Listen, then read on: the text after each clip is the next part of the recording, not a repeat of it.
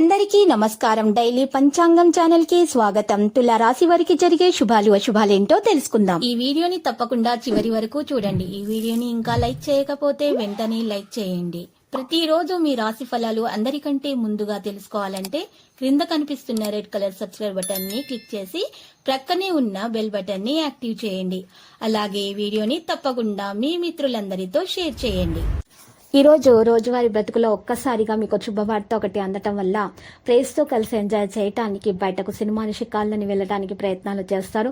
ఇక జీవితంలో ఎప్పటికీ గుర్తుండిపోయేలా ఈ రోజుని మీరు గడపడానికి ట్రై చేస్తారు. మరి ప్రయాణాల్లో జాగ్రత్త అవసరము. అనవసరంగా డబ్బు ఖర్చు అవడంతో ఆందోళన పెరుగుతుంది.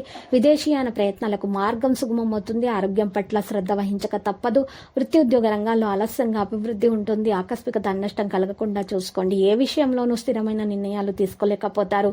అనుకోని ఆపదల్లో చిక్కుకోకుండా గౌరవ మర్యాదలకు భంగం వాటిల్లకుండా జాగ్రత్త పడడం మంచిది.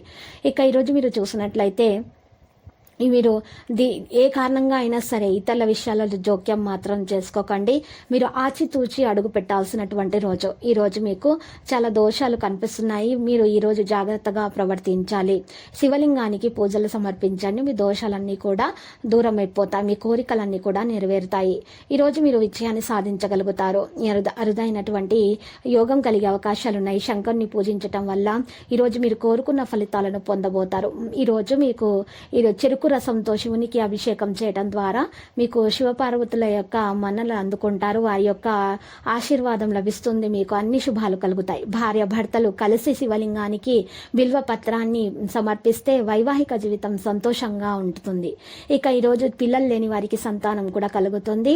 విద్యార్థులు అయితే మంచిగా చదువులో బాగా రాణిస్తారు. భవిష్యత్తులో మంచి మార్పు వచ్చే అవకాశాలు ఉన్నాయి.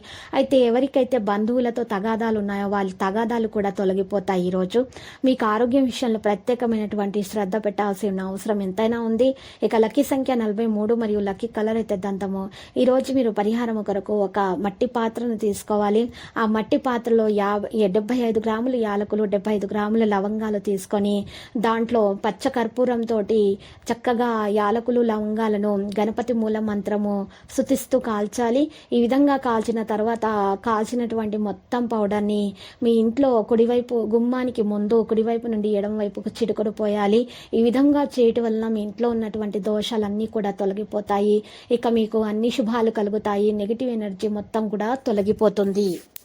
ప్రతిరోజు ఈ విధంగా రాశి ఫలాలు తెలుసుకోవడానికి వీడియోని తప్పకుండా లైక్ చేయండి. క్రింద కనిపిస్తున్న రెడ్ కలర్ సబ్స్క్రైబ్ బటన్ ని తప్పకుండా క్లిక్ చేయండి. లైక్ మరియు సబ్స్క్రైబ్ చేసిన వారికి ఈ రోజు ఏదో ఒక శుభవార్త వినాలని నేను దేవుణ్ణి ప్రార్థిస్తున్నాను. Thank you for watching this video.